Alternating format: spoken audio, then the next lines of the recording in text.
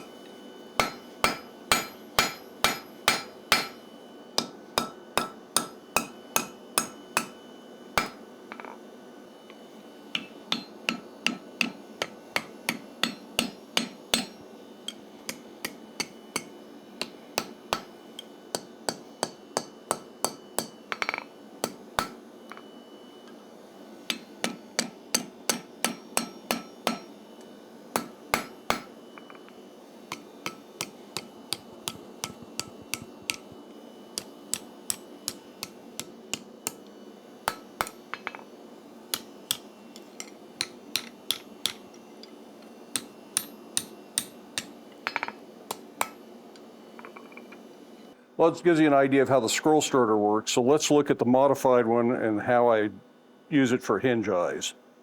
I start with a 45-degree bevel on the end of the bar, and the beveled side is up, so I'm pushing away from the bevel, and that helps tuck the eye in nice and clean. Avoiding kinks and flat spots is the key here.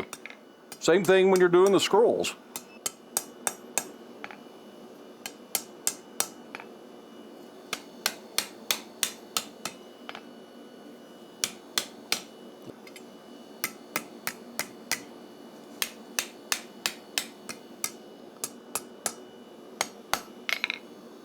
And I'll put a pin in. See, it doesn't quite close up perfectly. So that's where the sharp edge on this tool can come in handy. It gets right in there and kind of pushes that in and allows me to flatten this section up here. In a perfect world, you don't need this tool at all, so I try to roll the hinge eyes up as accurately as possible without it. This is just to make minor corrections and make a nicer eye if something didn't go quite right. That could wrap up just a hair tighter.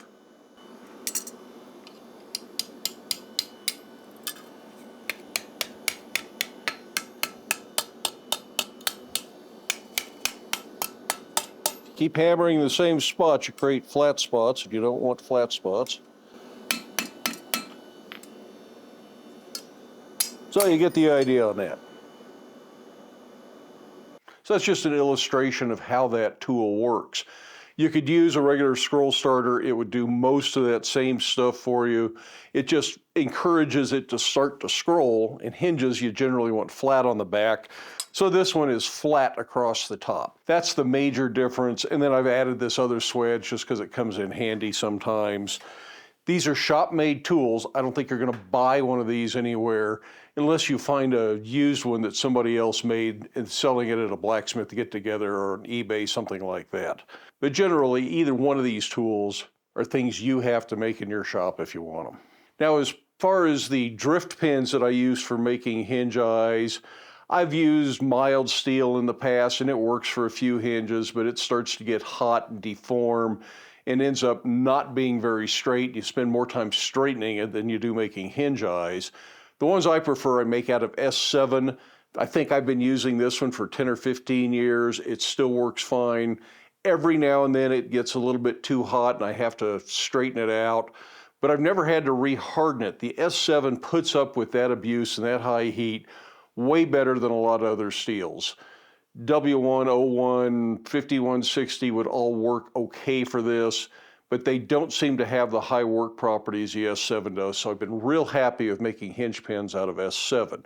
They've got a long taper on the front side to get started, a short taper on the back side so that when you drive it through the hinge eye, it can fall free, and that short taper needs to be about the length of the hinge eye.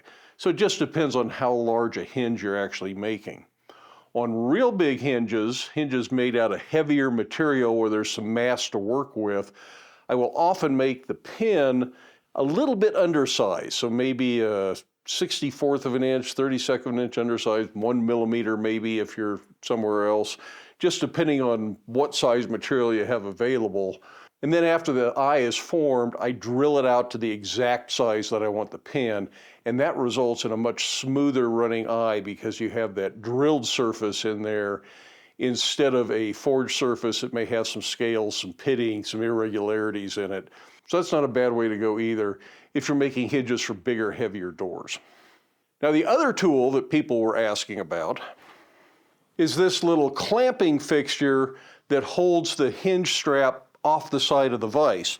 If I'm working on a long strap hinge, it's kind of hard to fit this in here. You might hit your bench, you might hit the body of the vise, and it's just nice to have things that run past the bench. Now my vise is set up so this will clear this way, but it's also vertical, and it's harder to see what you're doing vertically. You don't want to be sawing down and go way past your eye when you're sawing.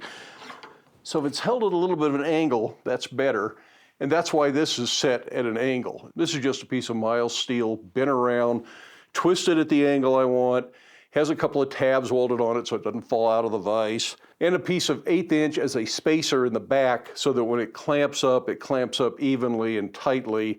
And this is really made specifically for the hinges out of 1/8 inch. I generally don't use this on the bigger door hinges, just on the chest size hinges.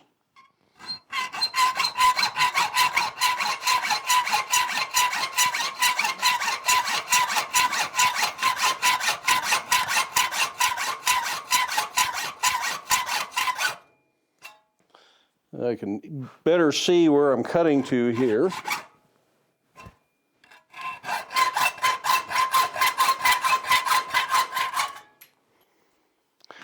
And this also leaves a beveled surface on here, which is something I like. The eyes seem to look a little bit cleaner and neater if this has a bevel right there.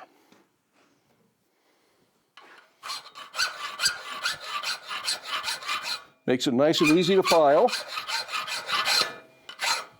But now let's take a look and see what Blacksmith Supply sent. Now John just kind of sent this stuff out at random. I wasn't expecting anything, didn't have a conversation with him before he sent this stuff out. So it's kind of a surprise. And he isn't paying to sponsor the video specifically. He just sent the tools out to kind of help support the channel. And there is a discount code down in the video description if you're interested in this stuff. I do not get a kickback from that code. That's just to help you guys out.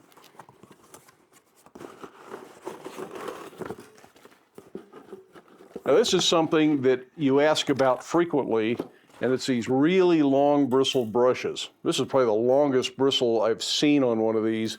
These are casting brushes. They're made for getting the sand out of castings after they come out of a sand mold, and they really get down into the crevices. They aren't as aggressive as the short bristled block brushes, but I like them better because they do get down into the irregularities and don't just skate across the surface. And here is a little postcard. It says, no purchase needed. Create your login for a chance to win free stuff. Already have a login? Give this card to a friend. So I'm sharing this with you guys, and he's going to give away a forging hammer, a 2-pound hand hammer, at the end of the year. And this is just a way to say thanks and encourage you to set up an account with Blacksmith Supply.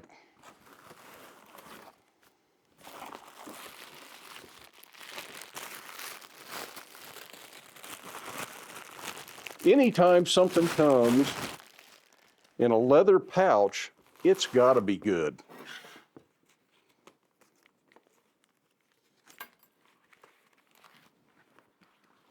So there's a little tool roll. Put the knife away too soon.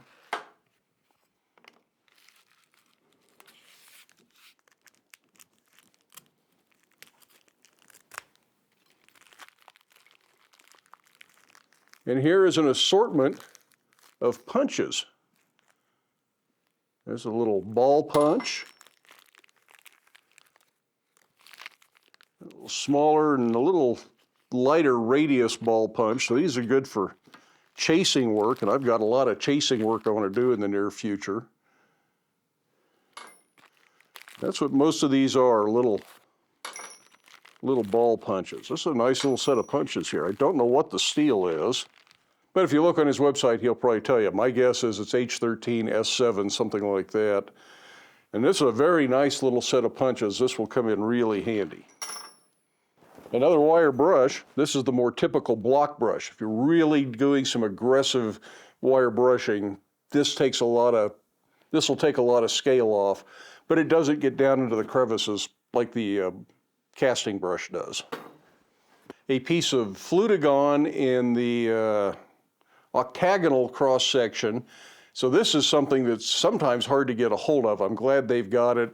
It's a nice piece of material. You can make some really nice punches or chisels out of this. We've looked at using flutagon in the past.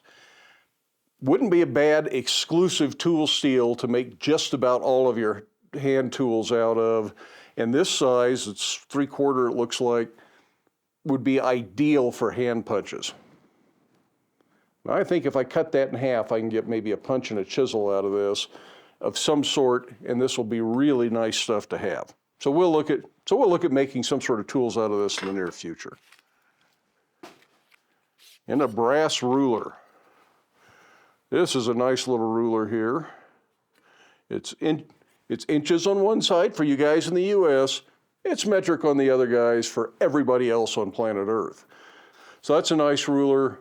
It seems like you can never have too many rulers and tape measures, no matter where you are in the shop. It's going to be on the other side. So having these strategically placed around is kind of nice. So thanks for sending that, John. It feels like there's more stuff in here.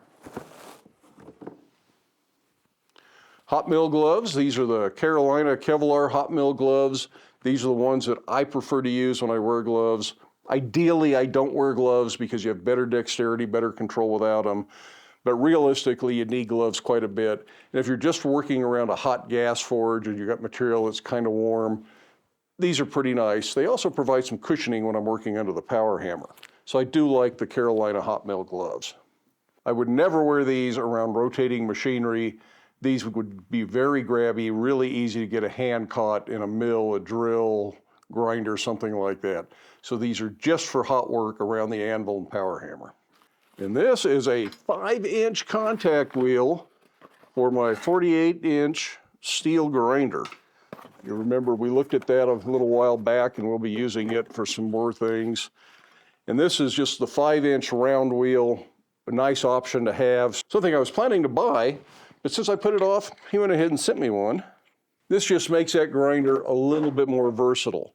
That's actually a grinder I'm keeping in the house. I'm using it at the wood shop. It comes in really handy for tool sharpening, a little bit of metal shaping that I do in the house, so I take a project in there to finish it, and it needs a little more grinding. I don't have to walk back up to the shop and do that little bit of grinding. It's a full functional grinding at 2 by 48 inches, 2 by 72, your belts will last longer, but there is a version of that grinder that's a 2 by 72, so it's whichever version you want, whichever fits your shop and fits your budget. That's just something else that Blacksmith Supply sent to help support the channel here at Black Bear Forge. So if you're in need of any of this kind of stuff or anything else for blacksmithing, check out Blacksmithing Supply. They've got fly presses, anvils, hand hammers. They have gas forges, books, pretty much everything you need to equip a blacksmith shop. Blacksmith Supply can help fix you up. They've been a longtime supporter here at Black Bear Forge, and I really appreciate that. Thanks for sending the goodies out, John. We're going to get lots of good use out of all of this stuff. For everybody else, I hope you have time in your day to get out to your shop, make something, stay safe, wear your safety glasses. We'll see you for the next video.